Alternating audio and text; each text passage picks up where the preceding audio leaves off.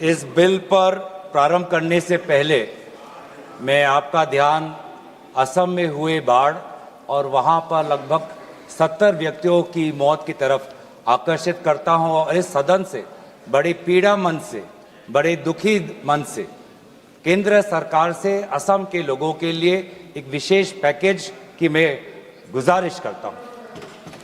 Sir, मैं शुरुआत करता हूं इस बिल से।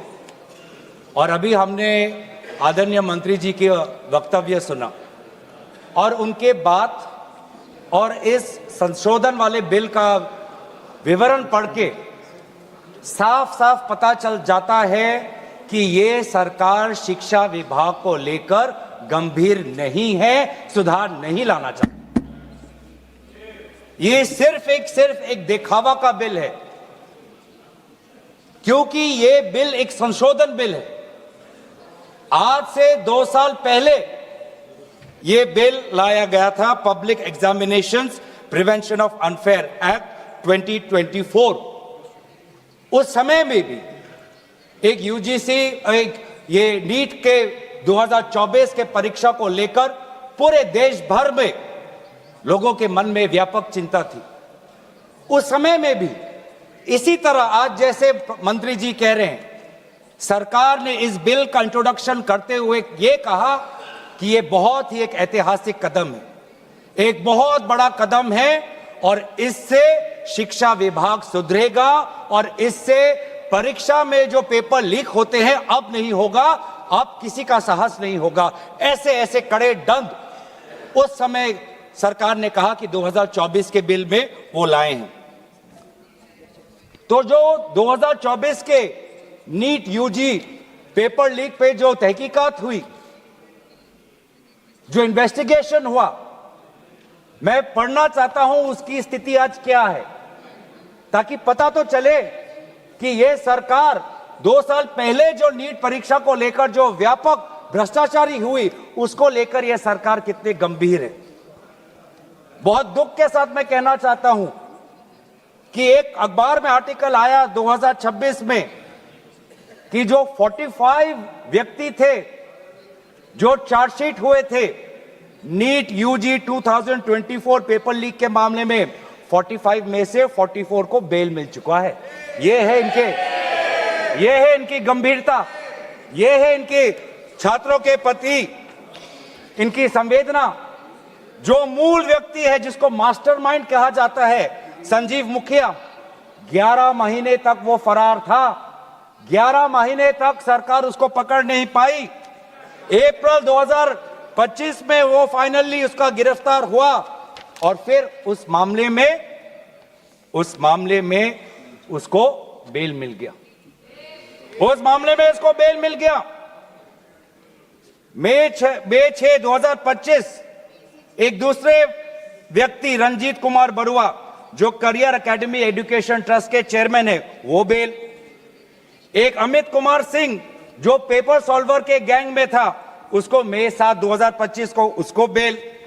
एक पंकज कुमार जो कैंडिडेट्स को वो सारे कागज लीक करता था मोबाइल फोन के द्वारा, मई 15, 2025 उसको बेल। राकेश, जिसका ये आरोप था कि उसने प्रश्न कागज को उसकी चोरी की, उसको बेल। तो ऐसे एक लंबा ब्यौरा है, चाहे वो अमित प्रसाद महाराणा का हो या धीरेन्द्र कुमार पांडा का हो। तो ये कानून उस समय भी विफल था और ये कानून जिस मंशा से आज ला रही है आज भी ये विफल होगा। ये कानून आपकी विफलता का स्मारक है, क्योंकि ऐसे कानून 2024 के में लाने के पश्चात भी 2026 में तो लीक हुआ ना सर। अगर कानून इतना ही सशक्त था तो आज 2 साल बाद ही इतना बड़ा व्यापक लीक कैसे हुआ। और अफसोस की बात है सर, उस समय में भी शिक्षा मंत्री धर्मेंद्र प्रधान थे और जब 2024 का जब पेपर लीक का मामला जब पूरे देश भर में आया तो आपको पता है धर्मेंद्र प्रधान जी ने उस समय क्या कहा? उन्होंने कहा, कहां हुआ पेपर लीक? नहीं हुआ पेपर लीक। और आज भी पहले 2.5 महीने तक तो उनका रवैया यही था कि कहीं कोई धांधली नहीं हुई, सरकार ने बहुत अच्छा काम किया है। 21 बच्चों की जान गई, आत्महत्या उन्होंने की। आपको शर्म नहीं आती इस सरकार को कि जिस मंत्री के तहत में 21 बच्चों ने अपनी जान गंवा दी, आत्महत्या की, जब उसने अपने मंत्री पद से इस्तीफा दिया, कल जब वो सदन में आए आपने उनको ऐसा माला पहनाया ताकि जैसे वो पाकिस्तान से जंग लड़के आए हैं, ऐसा माला पहनाया, ऐसा उनका वजूद उनको बड़ा किया मानो कि वो पाकिस्तान से जाकर सीमा पे जाकर जंग लड़के आए हैं। ये है उनकी सच्चाई। दुख लगता है सर। आज ये बात प्रधानमंत्री आते हैं इंस्टाग्राम के रील पर,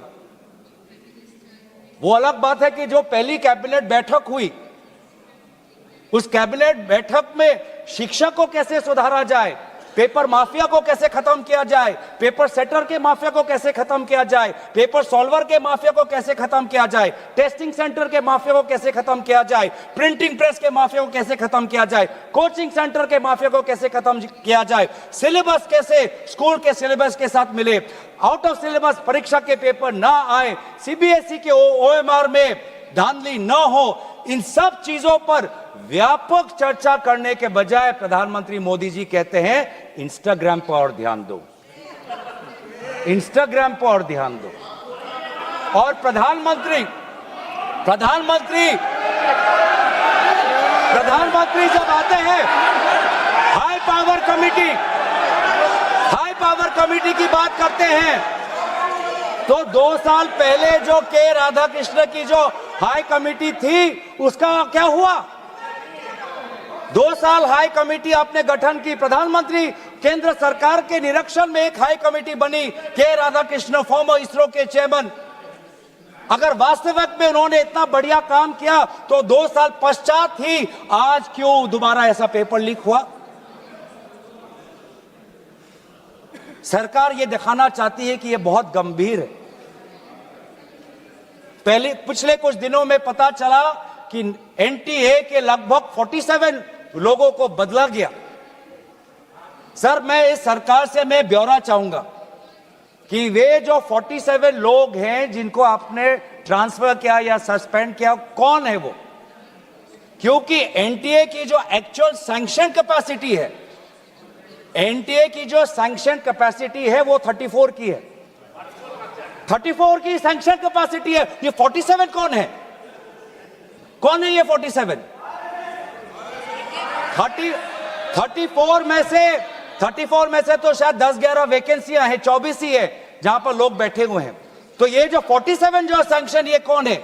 जो आउटसोर्स करके अपने लोगों को लाया एनटीए में, वो लोग हैं क्या? उसका ब्यौरा मिलना चाहिए। हम जानना चाहते हैं, आपने एनटीए के डीजी को बदला और एनटीए के चेयरमैन को रखा, ऐसा क्यों? ऐसा क्यों? आपको एनटीए के डीजी पर विश्वास नहीं, आपने मान लिया कि शिक्षा मंत्री धर्मेंद्र प्रधान जी का इस्तीफा होना चाहिए, आपने ये भी मान लिया, तो आपको एनटीए के चेयरमैन पे इतना विश्वास क्यों? ये हम जानना चाहते हैं। सुनाई दे रहा होगा सर, एक विशेष संगठन के साथ जुड़े हुए हैं, उसका ब्यौरा देख लीजिए, एनटीए के चेयरमैन का ब्यौरा देख लीजिए। इससे पहले वह मध्य प्रदेश के पब्लिक सर्विस चेयरमैन के वो कमीशन के चेयरमैन थे, और उस समय में भी धांधली हुई,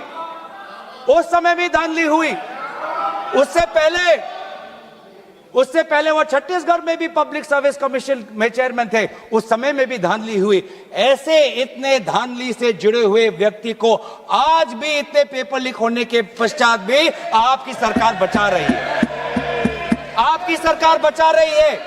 जिस एनटीए के द्वारा 21 बच्चों ने आत्महत्या की, आज भी वो चेयरमैन बचा हुआ है। क्यों? क्योंकि वो एक विशेष संघ के साथ जुड़ा हुआ है। और यही दर्शाता है कि आप शिक्षा विभाग में आप सुधार नहीं चाहते, क्योंकि आरएसएस के लिए शिक्षा विभाग बहुत ही महत्वपूर्ण विभाग है। मैंने कोई असंसदीय बात नहीं की।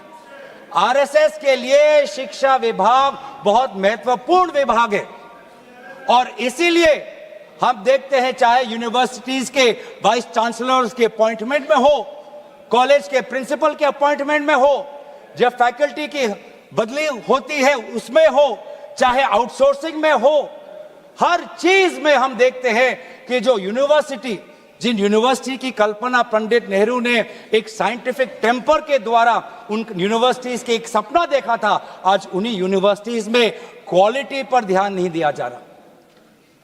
आप शिक्षा के माध्यम से इस पीढ़ी को आने वाले चुनौतियों के लिए तैयार नहीं कर रहे। आप शिक्षा के माध्यम से इस पीढ़ी के लोगों को आने वाले समय में आपके दल के सदस्य बने, आपको वोट दे, उसके लिए आप एक माहौल बना रहे हो।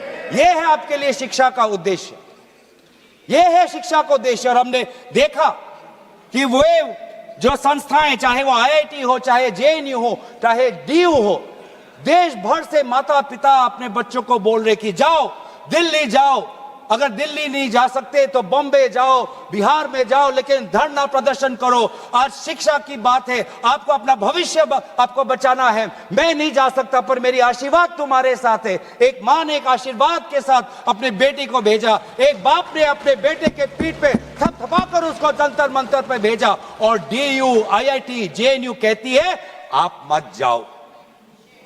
छात्रों को कहती है अगर आप जाओगे तो आपके करियर पर प्रभाव बन सकता है। यह है शिक्षा की संस्थाएं।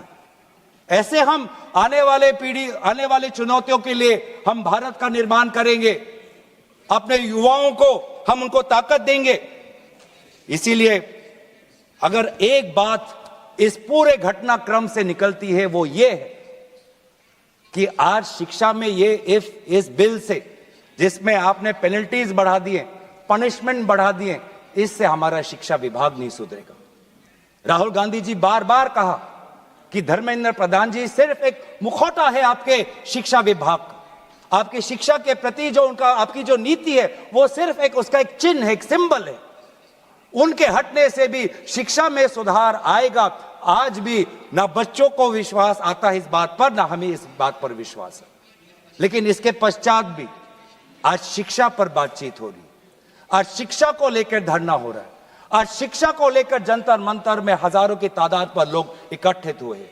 आज शिक्षा के विषय पर सारे दल संगठन सब ने अपने अपने प्रदेशों में, चाहे महाराष्ट्र में हो, चाहे यूपी में हो, चाहे बिहार में हो, चाहे पश्चिम बंगाल में हो, चाहे या असम में हो, सब जगह विभिन्न राजनीतिक दल संगठन और इन दल संगठन से अलग सारे युवा सड़क पे आ गए। सब ने अपने शिक्षा की मांग की। और क्यों मांग की? उनके दुख को पहले हमें समझना चाहिए, उनके पीड़ा को हमको समझना चाहिए, वो उनके अंदर जो नाराजगी है उस बात को हमें समझना चाहिए। नहीं तो किसी का इतना साहस नहीं कि सड़क पे आके गर्मी बारिश, सड़क पे सोना, पुलिस की लाठी खाना, दिन दिन भूख हड़ताल पे रहना, सबकी इतनी साहस नहीं है। ये साहस कहां से आता है? ये साहस आता है उस दर्द से, जिस दर्द में अपने भविष्य को लेकर वो विवश हैं, जिस दर्द में अपने देश के भविष्य को लेकर वो विवश है, जिस दर्द को वो आज के समाज में उसको व्यक्त भी नहीं कर सकते, सरकार से सवाल भी नहीं पूछ सकते। और बहुत ही बढ़िया एक व्यक्ति ने इस पूरे जो दर्द है, इस दर्द के बारे में बात करते हुए गोपाल दास नीरज के गीत की बात करता है। वो व्यक्ति जिस व्यक्ति से राहुल गांधी जी मिलने गए, उसने कहा, उसने हमें याद दिलाया कि नीरज की वो पंक्तियां, स्वप्न झरे फूल से, मीत चुबे शूल से, लुट गए सिंगार सभी, भाग गए बबूल से, और हम खड़े खड़े बहार देखते रहे, कारवां गुजर गया गुबार देखते रहे। ये बच्चों की वो दुख है। क्या करें? हमारे पास पैसे नहीं है इतने कि हम पेपर खरीद पाएं। 30-30 लाख का पेपर हमें खरीदने के पास, हमारे पिताओं के पास इतने सामर्थ्य नहीं है। वो दुख है, वो नाराज है, और इसीलिए जब वो दुख से वो लड़ नहीं पाते तो आत्महत्या पर आ पड़ते। और NCRB में सर, आज देश की ये व्यवस्था, देश की असली ये है कि आज NCRB में, नेशनल क्राइम रिकॉर्ड्स ब्यूरो में, ये भी एक कारण है कि आत्महत्या हुई क्योंकि वो बच्चा एग्जाम में फेल हुआ। ऐसा भी एक कारण आ गया है। बच्चों की आत्महत्या, छात्रों की आत्महत्या लगभग 1 लाख से ऊपर बढ़ चुकी है। 1 लाख से ऊपर, जिसमें से 2000 ने तो साफ साफ कहा है, 2400 ने साफ साफ कहा है कि मैं फेल हो गया और इसीलिए मैं सुसाइड ले रहा हूं। बहुत लोग बच्चों ने फैमिली पारिवारिक कारण से, फैमिली रीजन से वो आत्महत्या उन्होंने की, लेकिन इसके पश्चात भी वे युवा आए, वो चाहे गुजरात से हो, वो चाहे महाराष्ट्र से हो, चाहे विदेश से हो, चाहे दक्षिण भारत से हो, महाराष्ट्र से, वो सब आए। और जब वो आए और दिल्ली की गर्मी, दिल्ली के बारिश से जब वो जो उन्होंने उसमें जो दर्द है, उसमें जो संघर्ष है, उस संघर्ष को याद करते, उस संघर्ष को झेलने में उन्होंने याद किया सावित्री बाई फुले को। वे लड़कियां जो आई थी, ऐसे बहुत लड़कियां थी जिन्होंने रील पे कहा कि मैं अपने माता पिता को बिना बोले में जा रही हूं क्योंकि मुझे लड़ना है। ऐसे भी लड़कियां थी जिन्होंने कहा कि मैं छात्र नहीं हूं, मैं काम करती हूं, लेकिन मैंने भी कुछ साल पहले नीट का परीक्षा दिया था, मैं पहले अटेम्प्ट में मेरा पेपर लीक हो गया, कितना मानसिक मेरे पे दबाव बना मैं खुद समझ सकती हूं। आज अगले पीढ़ी के साथ, जिस समय मैं खड़ी नहीं हो पाई, मैं बाहर नहीं आ पाई, लेकिन आज अगले पीढ़ी के साथ मैं खड़ा होना चाहती हूं, मैं जाऊंगी आज। ये सब वहां पे आए क्यों? क्योंकि उन्होंने इतिहास को याद किया कि जिस प्रकार से सावित्री बाई फुले हो या फातिमा शेख हो, जिस प्रकार से समाज ने उन पर उत्पीड़न किया, लेकिन वो कभी भी अपने बाग से हटे नहीं। युवा लोग आए, एक लड़का था हरे शर्ट में, वो पुलिस को बोल रहा कि आ मार, मुझे मारो, मारो सर मारो। उसमें वो भगत सिंह का जज्बा हमें दिखाई दिया। हमेशा उसने हाथ नहीं उठाया, उसने खाली बोला कि मारो, क्योंकि ये थी लोगों की और युवाओं की ताकत कि अब वो डर उनसे चला गया, डर खत्म हो गया, डर गायब हो गया।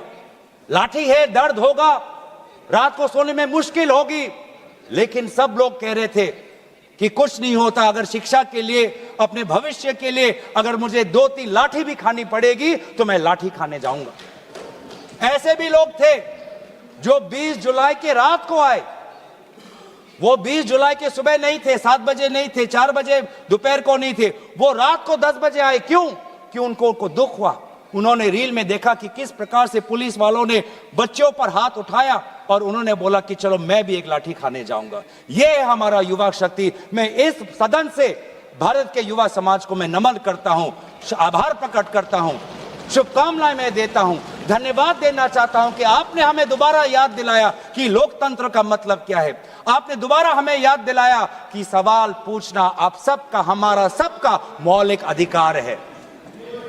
हमने वो भी देखा उस मध्य प्रदेश से आए हुए आदमी को जिसके सर पर खून निकल रहा था। क्यों? क्योंकि कांटों से भरा हुआ एक डंडा उसके सर पर पड़ा और उसने तब भी वो पीछे नहीं हटा। खून से लथपथ उसका चेहरा। उस समय भी पुलिस को ललकार रहा था कि देखो ये लोकतंत्र है, लोकतंत्र में जनता जनार्दन है, जनता प्रजा राजा होता है। ये है वहां की उस ताकत। बहुत लोग कहते हैं कि बहुत से गलत शब्द भी उस सभा में, जंतर मंतर में किए गए। मैं उन गलत शब्दों का जो मर्यादा से बहुत दूर है, अमर्यादित है, उन शब्दों का समर्थन नहीं करता, लेकिन उन शब्दों के बारे में भी याद करना चाहिए जो बाकी बच्चों ने हमें याद दिलाया। किसी एक बच्चे ने याद दिलाया वसीम बरेली की कविता, जिसमें लिखा है, जो उसूलों पर आंच आए तो टकराना जरूरी है, जिंदा हो तो जिंदा नजर आना जरूरी है। ये हैं बच्चे, ये है वो बच्चे और जो अलग अलग प्रदेश से आए हैं। मैं धन्यवाद देना चाहता हूं कि इन्होंने अपनी इंसानियत दिखाई। हर वो बेटी जो वहां जाती थी वो कहती थी कि ये जंतर मंतर, ये ऐसा एक जगह बन गया है जहां पर मैं अपने आप को सुरक्षित महसूस करती हूं। जब पुलिस की लाठी आती है तो कोई अनजाना व्यक्ति, कोई अनजाना उसके सामने आकर अपने शरीर से उस लड़की को बचाता है। डंडा उसके लड़के के शरीर पर पड़ता है, वो लड़का कहता है कि इस उंगली से मैंने पिछली बार कमल पर वोट डाला, आज इसी उंगली को कमल के पुलिस ने तोड़ डाला। ये है उनका साहस। आज समाज, मैं पूरे छात्र के साथ पूरे समाज को भी मैं धन्यवाद करना चाहता हूं। उस गुरुद्वारों को के संचालकों को मैं धन्यवाद करना चाहता हूं जिन्होंने अपना दरवाजा खोला, लोगों को वहां पे शरण दिया। ये है हमारी देश की खूबसूरती। मैं धन्यवाद देना चाहता हूं कि देश भर से लोगों ने फोन किया कि मैं वहां जा नहीं सकता, लेकिन स्विगी के द्वारा उन बच्चों को खाना तो पहुंचा सकता हूं। मैं धन्यवाद करना चाहता हूं उन वकीलों का, वो चाहे सुप्रीम कोर्ट के बाहर हो, चाहे वो जंतर मंतर पे आए हो, सबने बोला कि लोकतंत्र के साथ, संविधान के पक्ष में आज हम सब यहां पे खड़े हैं। लेकिन जहां पर हमने हमारी खूबसूरती देखी, जहां पे हमने इंसानियत देखा, जहां पर हमने लोकतंत्र की ताकत देखी, जहां पर हमने लोकतंत्र की ताकत देखी, वहीं पे हमने इस सरकार की क्रूरता भी देखी। हमने देखा आपने किस प्रकार से पैलेट गन का इस्तेमाल किया, हमने देखा किस प्रकार से आपने इलेक्ट्रिक बेटन का इस्तेमाल किया, हमने वो भी नजारा भी देखा कि किस प्रकार से एक पुलिस कर्मचारी ने एक लड़की के गाल पर थप्पड़ मारा। वो एसीपी का नाम भी हमें याद है, उस पुलिस कांस्टेबल का चेहरा भी याद है जिसने अपने डंडे के साथ एक लड़की के प्राइवेट पार्ट पे उसने आक्रमण किया। हमें याद है वो लड़कियां जिन्होंने उनके आंसू निकल रहे थे आंखों से और कह रहे थे कि पुलिस वाले उनको मां बहन की गाली दे रहे थे।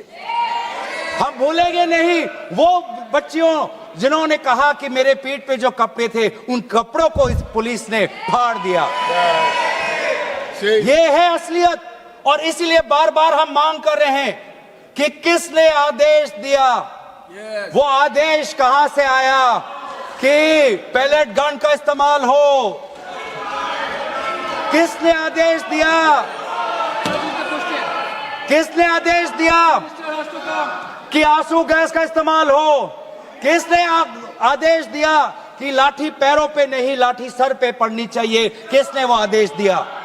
और इसीलिए बार बार राहुल गांधी जी ने भी चिट्ठी लिखी है, और आज भी हम देखते हैं कि अब सारी हम बातें कर रहे हैं।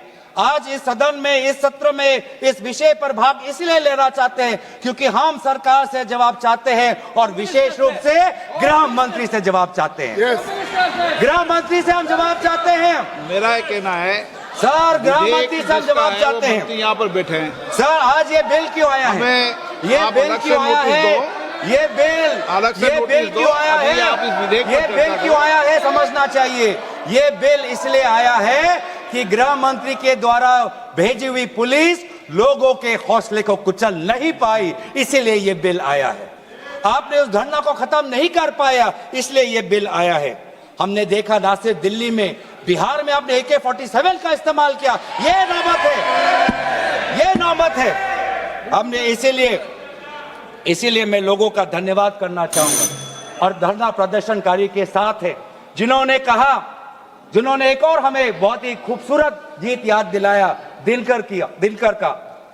अब जो सिर पर आ पड़े नहीं डरना है, जन्म में है तो 2 बार नहीं मरना है।